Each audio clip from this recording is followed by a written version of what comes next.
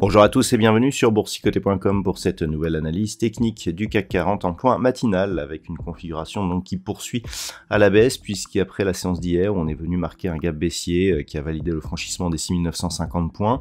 On a atteint le premier objectif des 6890 points, et bien c'est quasiment la même chose aujourd'hui puisque nous avons une ouverture sur gap baissier. On est venu ici tester un niveau proche des 6810 points sur lequel je vais revenir avant de tenter un rebond. Si on a une séance identique à celle que nous avons eue hier, on pourrait se stabiliser autour des 6860 points, mais bon, les séances ne sont pas toutes forcément les mêmes, donc il va falloir observer ce qui se passe justement par rapport à ces niveaux 6890 et 6810, et bien sûr, y compris ici le comblement du gap qui est quasiment fait.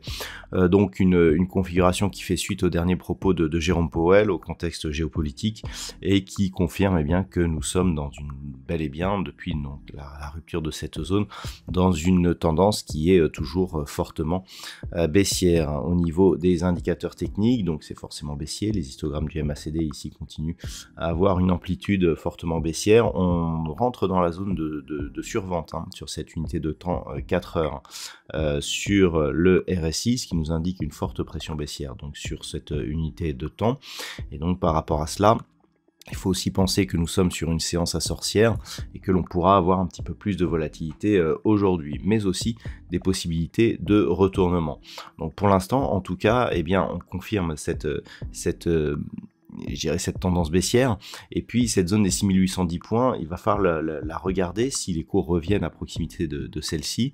Si on repasse en unité de temps daily, on peut mesurer l'importance de cette zone. Donc là on voit la séance actuelle, c'est un niveau majeur qui avait déjà été testé ici au mois de mars et qui avait été précédemment résistance majeure donc sur le CAC 40, donc c'était en début d'hiver dernier, l'automne-hiver dernier, et donc si cette zone venait à être cassée, on aurait un gros signal de retournement avec des objectifs moyen terme qui passeraient à 6590 points à la suite, cette zone de points haut ici que nous avions eu durant l'année 2022.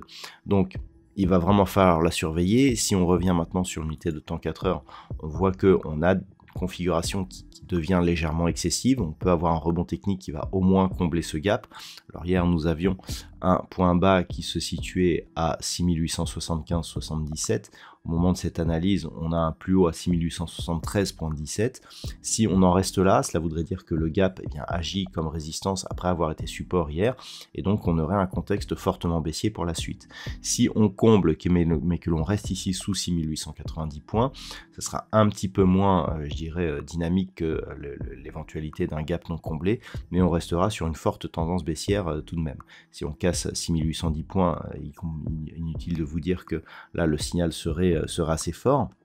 Maintenant, si on repasse au-dessus de cette zone des 6890, il faudrait au minimum revenir ici sur 6950 pour commencer à affaiblir cette tendance. Tant que l'on est sous 6950, on reste sur une dynamique potentiellement forte et je dirais que les niveaux de retournement sont tellement loin qu'on ne va pas en parler aujourd'hui. Donc à surveiller 6810, 6890 et dans le cas d'un rebond 6950 points. Voilà donc ce qu'il faudra observer comme titre aujourd'hui.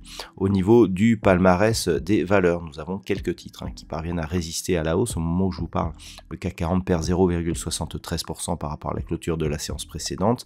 Nous avons Pernod Ricard donc en tête des valeurs du CAC 40 qui gagne 0,69%, Renault plus 0,48%, EssilorLuxottica plus 0,37%, Total Energy plus 0,05%. Au niveau des plus fortes baisses, là on a des valeurs un peu plus marquées.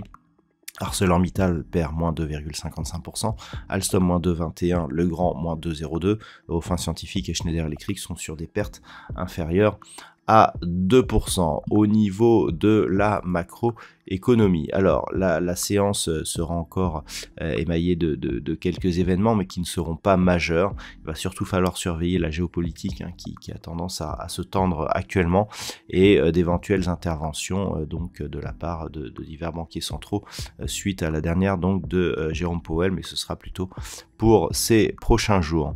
Voilà donc ce que l'on peut dire pour aujourd'hui. Je vous souhaite de passer une bonne séance. On est en train de combler le gap là actuellement, donc il va falloir surveiller un petit peu ce qui se passe. Je vous souhaite donc une bonne journée et on se retrouve dès ce soir pour toutes les autres analyses techniques du site boursicoté.com.